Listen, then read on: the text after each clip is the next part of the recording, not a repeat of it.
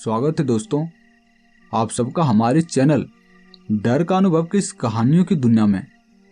आज मैं आप सबके लिए फिर से लेकर आया हूँ एक बेहद ही डरावनी और बिल्कुल सच्ची भूतिया कहानी। तो फिर चलिए अब बिना वक्त जाया किए शुरू करते हैं हमारी आज की इस कहानी को। दोस्तों, मेरा नाम रोशन है और मैं आपको एक सच्चाई की बात बताता हूँ। जब हम छोटे होते हैं तब हमें भूत प्रेत से बेहद डर लगता है, और जब हम बूढ़े हो जाते हैं तब भी हम इन सब चीज़ों पर यकीन करते हैं। लेकिन पता नहीं क्यों हमारा जीवन जब जवानी वाले दौर से गुजर रहा होता है तो हमें भूत प्रेत पर यकीन ही नहीं होता, या फिर ऐसी पैरानॉर्मल चीज़ें जिस पर हम यकीन करना ही नहीं चाहते। पर कभी कभी हमारे इसी जीवन के दौर में कुछ ऐसी घटनाएं घट जाती है जो पूरी जिंदगी भुलाए नहीं भूलती। तो ऐसे ही ये कहानी तब की है जब मेरी उम्र लगभग 18 से 19 साल के बीच में रहा होगा। तब मैं कॉलेज में पढ़ा करता था जो हमारे पास के ही गांव में बनाई गई थी। ये कॉलेज हमारे ही गांव के बगल वाले गांव में बनी हुई थी और वहाँ आसपास के सभी गांव के लड़के उसी कॉलेज में पढ़ने के लिए आते थे, क्योंकि हमारे एरिया में बस यही एक कॉलेज था जो कि उस गांव में बनी हुई थी। और इसी वजह से हमारे गांव के भी कई सारे लड़के उसी कॉलेज में पढ़ने के लिए जाया करते।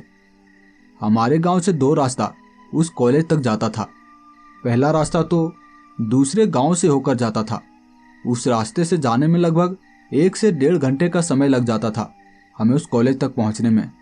और दूसरा रास्ता हमारे गांव के बाहर से होकर उस तालाब के ऊपर से गुजरता था। वो तालाब जिसे कि भूतिया माना जाता था।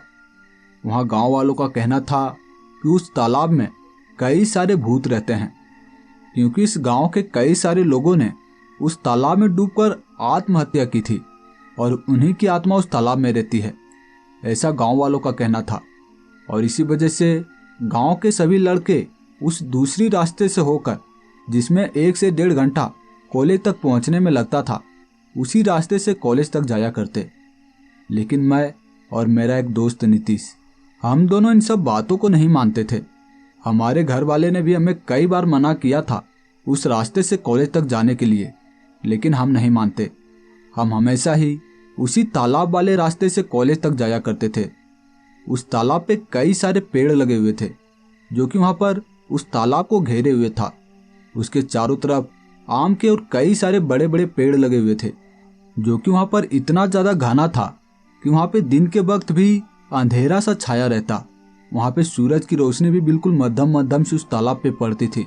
वहाँ पे दिन के वक्त भी जाने में थोड़ा थोड़ा डर तो लगता था, लेकिन हम दोनों हमेशा ही इसी रास्ते से जाया करते, क्योंकि इस रास्ते से जाने में लगभग 20 से 25 मिनट ही लगता था हमें उस कॉलेज तक पहुँचने में।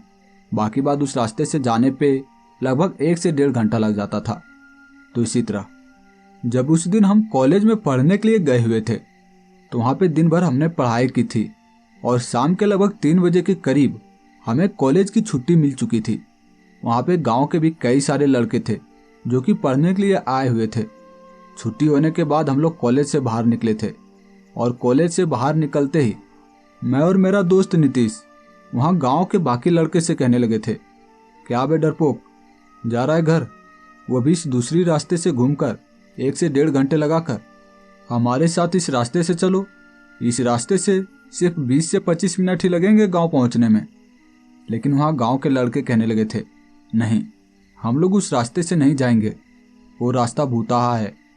और मैं तो कहता हूँ कि तुम लोग भी उस रास्ते से मत जाया करो, क्योंकि वहाँ पे कभी भी तुम्हारे साथ खतरा हो सकता है। लेकिन मैं उनसे कहने लगा था, चल बे फट्टू, हम लोग अभी इतना बोले ही थे कि वो लोग हमसे कहने लगे थे, तू तो बड़ा बहादुर है, अगर इतना ही बहादुर है तो रात के वक्त उस रास्ते से जाकर दिखाना, तब मैं मानूंगा कि तू कितना बहादुर है। तो मैं भी कहने लगा था, तो मैं क्या डरता हूँ, रात हो दिन हो मैं कभी भी उस रास्ते से अपने गांव जा सकता हूँ, तुम्हारे जैसा डरपोक नहीं हूँ। तो वो भी कहने लगे थे, तो फिर ठीक है, आज रात के वक्त तू उस रास्ते से गाँव जाकर दिखा, तब मैं मानूंगा। तो मैं भी कहने लगा था कि मैं उस रास्ते से जाऊँगा तो तुम मुझे क्या दोगे, शर्त लगाओ, तभी मैं उस रास्ते से रात के वक्त जाऊँगा। तो वो कहने लगे थे कि अगर तुम ऐसा कर पाए तो मैं हमेशा इस कॉलेज में तुम्हारी बात मानूंगा। हम लड़के लोग हमेशा तुम्हारी बातों को माना करेंगे और तुम जो कहोगे हम वही करेंगे। हालांकि मुझे भी रात के वक्त उस रास्ते से जाने में डर तो लगता था, लेकिन वहाँ पे कई सारी लड़कियाँ थी, जिस वजह से मैं पीछे नहीं हटना चाहता था। अगर मैं अपनी बात से पीछे हटता तो वहाँ पे मेरी बेइज्जती हो जाती उस कॉलेज में, और वहाँ की लड़कियाँ मेरा हमेशा मजाक बनाती। मैं लड़कों से मजाक का पात्र बनने के लिए तैयार था, मैं उनसे नहीं डरता था। लेकिन ये लड़कियाँ लोग, इनसे मजाक का पात्र मैं बनना नहीं चाहता था। इसलिए मैं भी वहाँ नीतीश से कहने लगा था, क्या नीतीश, रेडी है ना रात के वक्त उस तालाब पे जाने के लिए? तो वो भी कहने लगा था, और क्या यार, हम लोग तो रोज वैसे ही आते हैं, तो आज भी चले जाएंगे, उसमें क्या है। तो वहाँ पे वो जो लड़के थे वो कहने लगे थे, तो फिर ठीक है, ये लो मेरा कीपैड वाला फ़ोन। तुम जब रात के वक्त उस तालाब पर जाओगे तो तुम रात में ही इस कीपैड वाले फ़ोन में उस तालाब का फ़ोटो खींच कर लाना। तो मैं भी उससे हंसते हुए कहने लगा था, क्या यार, तू इस कीपैड वाले फ़ोन में फ़ोटो का आशा करता है, वो भी रात के वक्त, इसमें आएगा भी? तो कहने लगा था, जैसा भी आएगा मैं समझ लूँगा, बस तुम्हें उस तालाब की फ़ोटो खींच कर लानी है रात के वक्त की। तो मैं भी उनसे कहने लगा था, तो फिर ठीक है, कल से तुम लोग भी मेरा गुलाम बनने के लिए तैयार रहना, मेरी सभी बातों को मानने के लिए। तो वहाँ के लड़के कहने लगे थे, पहले तुम फ़ोटो तो खींच कर लाओ। फिर शाम हुई, और शाम होने से पहले ही वो लोग घर जा चुके थे, और मैं और नीतीश वहीं कॉलेज के बाहर ही खड़े थे, एक पेड़ के पास। वहाँ पे एक छोटा सा दुकान लगा हुआ था, जहाँ पर हमने कुछ चीज़ों को खरीद कर खाया था, और उसी पेड़ के पास बैठे हुए थे। फिर शाम के लगभग 7 बजे के करीब अब हमें घर जाना था, उसी तालाब वाले रास्ते से। हमें डर तो लग रहा था, और मैं नीतीश से कह रहा था, क्या यार, हमने तो उससे चैलेंज तो ले लिया उन लड़कियों से बेइज्जती होने के डर के कारण, लेकिन हमें अब डर लग रहा है, क्या करें, उस तालाब से जाएं या नहीं। लेकिन नीतीश कहने लगा था, यार तू डर मत, कुछ नहीं होने वाला, ये सब गांव वालों की अफवाह है, और देखना हम लोग फ़ोटो खींच कर लाएंगे उस तालाब की, और कल से इस कॉलेज के सभी लड़कों को अपना गुलाम बना कर रखेंगे, तुम देखना। इतना कहकर हमने वहाँ कीपैड वाले फ़ोन में फ्लैश लाइट जला ली, और इसके बाद फ्लैश लाइट जलाकर उसी तालाब वाले रास्ते से अपने गांव की ओर जाने के लिए निकल पड़े। ये रास्ता कच्ची सड़क थी, जो कि वहाँ खेतों से होकर निकलती थी, और वहाँ रास्ते में एक तालाब पड़ता था, वही भूतहा तालाब, और उसकी फ़ोटो निकालनी थी हमें। उसके बाद हम लोग उस रास्ते पर कुछ देर चले थे, और कुछ देर चलने के बाद हम उसी तालाब पर पहुंच चुके थे। उस तालाब के किनारे किनारे बहुत ही बड़े बड़े पेड़ लगे हुए थे, जिस कारण से वहाँ उस तालाब पर एक अजीब सा सन्नाटा था। वहाँ पे झिंगुरू की आवाज़ साफ साफ सुनाई दे रही थी, और तब हमें थोड़ा थोड़ा डर तो लग रहा था, लेकिन मैं कहने लगा था, नीतीश, फ़ोन से इस तालाब का फ़ोटो खींच, और उसके बाद हम जल्दी से अपने गांव की ओर निकल जाएंगे।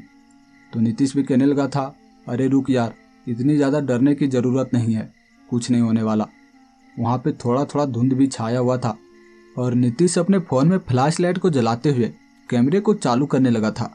लेकिन वहाँ पे पानी के अंदर से जैसे कुछ आवाज़ें आना शुरू हो गई थी। वहाँ पे पानी में हलचल होने की आवाज़ें आ रही थी, जैसे पानी के अंदर कई सारे बड़ी बड़ी मछलियाँ उछल रही हों। वहाँ पे बहुत सारी हलचल की आवाज़ें आ रही थी, और वहाँ पे नीतीश कैमरे को चालू करके उस तालाब की तरफ देखने लगा था। मैं भी उस तालाब की ओर देख रहा था, यहाँ पे ये हलचल की आवाज़ कहाँ से आ रही है। वहाँ पे अंधेरा था, जिस वजह से हमें साफ साफ दिखाई नहीं पड़ रहा था। हमने वहाँ पर गौर से देखना शुरू कर दिया। नीतीश भी कैमरे को चालू करते हुए उस तालाब को गौर से देख रहा था। लेकिन तभी हमने देखा कि वहाँ पे कई सारे सर थे। वहाँ पे कई सारे सर थे, स्त्रियों के सर, जिनके बाल उस तालाब के पानी में लहरा रहे थे। उस तालाब के पानी में उन सर के बाल तैर रहे थे। वहाँ पे वो सर जैसे पानी के अंदर डूबा हुआ था पूरा, बस उसके बाल ही पानी के ऊपर थे, उसके बाल ही पानी के ऊपर थे। और हम ये नज़ारा देखकर काफ़ी ज़्यादा डर चुके थे। मैं नीतीश से कहने लगा था, ये क्या हो सकता है नीतीश, क्या ये भूत प्रेत हैं? तो नीतीश भी कहने लगा था, अरे रुक यार, पहले सही से तो देख ले कि ये क्या है। वहाँ पे कुछ देर देखने के बाद नीतीश कहने लगा था, अरे यार ये कुछ नहीं है, बस ये झाड़ियाँ हैं जो हमें रात के वक्त ऐसे बाल की तरह लग रहे हैं। नीतीश अभी इतना बोला ही था कि उसे जैसे किसी अदृश्य शक्ति ने उसके पैरों को पकड़कर घसीटना शुरू कर दिया था। उसके पैरों को पकड़कर उसे घसीटा जा रहा था और उसे घसीटकर उस तालाब के पानी की ओर ले जाया जा रहा था। नीतीश चिल्ला रहा था, बचा यार, बचा भाई, मुझे बचा, पता नहीं मुझे क्या हुआ है, देख मुझे कोई खींच रहा है, बचा, जल्दी से बचा। वो चिल्ला रहा था और मैं भी भागकर उसे बचाने के लिए उसके तरफ बढ़ा था, लेकिन वहाँ उसे कोई घसीटता जा रहा था और मैं भागता हुआ उसके पास पहुंचा था और उसके हाथों को पकड़कर मैं अपनी ओर खींचने लगा था। वहाँ पे मैंने जैसे उसके हाथों को पकड़ा था, वो जैसे उस अदृश्य शक्ति की पकड़ से आज़ाद हो चुका था।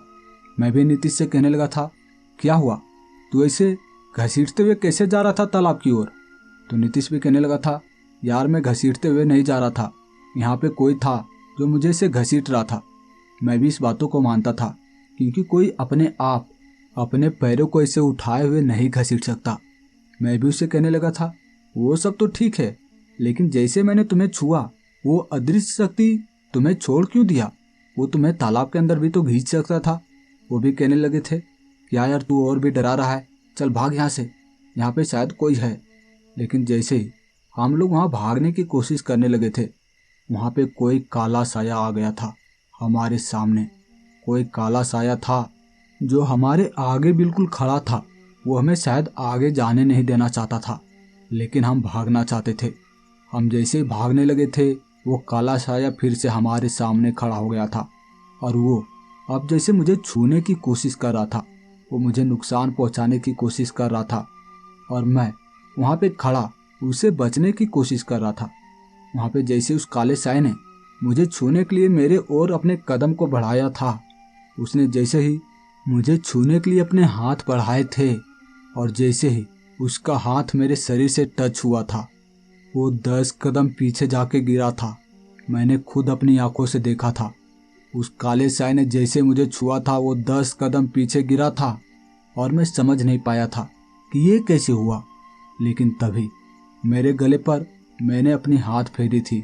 मेरे गले में हनुमान जी की लॉकेट थी और मैं अच्छी तरह से समझ चुका था कि ये काला साया मुझे छू नहीं सकता जब तक ये हनुमान जी की लॉकेट मेरे गले में है। और यही वजह थी कि जैसे मैंने नीतीश को छुआ था, इस काले साए ने नीतीश को छोड़ दिया था उस पानी के अंदर घसीट कर ले जाने से। वहाँ पर मैं अब नीतीश से कहने लगा था, नीतीश अपना हाथ दे। मैंने उसके हाथ को पकड़ा और हम दोनों सीधा अपने गांव की ओर भागने लगे थे। लेकिन नीतीश कहने लगा था, रुक जा, मुझे पहले इस तालाब की फ़ोटो खींचने दे, क्योंकि मैं बेइज्जत नहीं होना चाहता उस कॉलेज के लड़कों के सामने। इतना बोलकर उसने उसी कीपैड वाले फ़ोन में उस तालाब की फ़ोटो खींची थी। उसके बाद हम दोनों भागते हुए अपने घर पहुँचे थे। वहाँ पहुँचे तो माँ भी मुझे देखकर काफ़ी ज़्यादा हैरान थी। वो कहने लगी थी, इतनी रात गए तुम लोग अब आ रहे हो, और तुम दोनों इसे डरे हुए क्यों हो? सच सच बताओ क्या हुआ था? तो मैं भी माँ से कहने लगा था, कुछ नहीं, आज बस हमें घर आने में लेट हो गई थी और इस कारण से वहाँ रास्ते में मुझे कुत्ते मेरे पीछे पीछे भागना शुरू हो गए थे और इसी वजह से हम दोनों भी भागते हुए घर आए हैं और यही कारण है कि हम दोनों इतना हाँफ रहे हैं। मैंने माँ को ये सच्चाई नहीं बताई थी, उस तालाब की सच्चाई, क्योंकि अगर मैं माँ को ये बात बताता तो माँ मुझ पर बहुत ज़्यादा गुस्सा होती, क्योंकि वो बार बार मुझसे कहा करती थी कि तुम्हें उस तालाब के रास्ते उस कॉलेज तक नहीं जाना।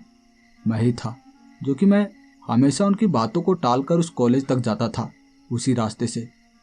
खैर, सुबह हुई और सुबह के वक्त हम दोनों फिर से कॉलेज पहुंचे थे, लेकिन आज उस दूसरी रास्ते से कॉलेज गए थे, गांव के दूसरी रास्ते से, जहां में 1 से 1.5 घंटा लगता था उस कॉलेज तक जाने में। हम दोनों कॉलेज पहुंचे और हमारी तबीयत भी आज ख़राब थी। पता नहीं क्यों, शायद डर के मारे मेरी तबीयत ख़राब हो गई थी। तब वहाँ पे मैं लड़कों से कहने लगा था, ये लो लड़कों, ये लो अपना फ़ोन और देख लो, इसमें रात के वक्त का ही फ़ोटो है उस तालाब का। लेकिन तुम्हें हमारी गुलाम बनने का कोई ज़रूरत नहीं, तुम्हें हमारी बातों को मानने की कोई ज़रूरत नहीं। वहाँ पे मैं उससे कहने लगा था और वो कहने लगे थे, क्या सच में तुम दोनों रात के वक्त उस तालाब की फ़ोटो खींच कर लाए हो? उसके बाद वो लोग भी देखे थे, वहाँ पे रात के वक्त का ही तालाब का फ़ोटो था, लेकिन वहाँ पे कुछ दिखाई नहीं पड़ रहा था, बस थोड़ा थोड़ा सा ही दिखाई पड़ रहा था, जिस कारण से वो लोग भी कुछ समझ नहीं पाए। वो लोग भी कहने लगे थे, हो सकता है सच में तुम गए होगे। लेकिन हम दोनों की तबीयत खराब थी और हम दोनों को ऐसे देखकर वो लोग समझ गए थे कि हमारी तबीयत खराब है। वो भी कहने लगे थे, तुम दोनों की तबीयत कैसे खराब हुई? तो मैं भी उससे कहने लगा था, कुछ नहीं, बस रात भर हम लोग जगे हुए थे, जिस कारण से आज थोड़ी तबीयत खराब है। उसे मैं सच्चाई नहीं बताना चाहता था। तो वो भी कहने लगे थे, ठीक है। उसके बाद शाम हुई और शाम के वक्त हम दोनों भी उन लोगों के साथ ही घर जाने लगे थे, उसी दूसरे वाले रास्ते से। तो वो लोग कहने लगे थे, क्या हुआ, आज तुम दोनों हमारे साथ घर जा रहे हो? तो मैं कहने लगा था, बस तुम लोग सवाल मत पूछो, तुम लोग मेरा गुलाम हो, तुम लोगों ने कहा था ना। मैंने जैसे इतना बोला था वो लोग भी चुप हो गए थे और उसके बाद हम दोनों भी उसी के साथ घर पहुंचे। और उस दिन के बाद हम लोग हमेशा उसी रास्ते से अपने कॉलेज की ओर जाते हैं। और आज भी आप लोगों के अलावा हमारी इस घटना के बारे में, उस तालाब पे हमारे साथ क्या हुआ था, इसके बारे में हमारे कॉलेज के कोई भी लड़के नहीं जानते। सिर्फ आप लोग हैं जिन्हें मैं अपनी कहानियां सुना रहा हूँ।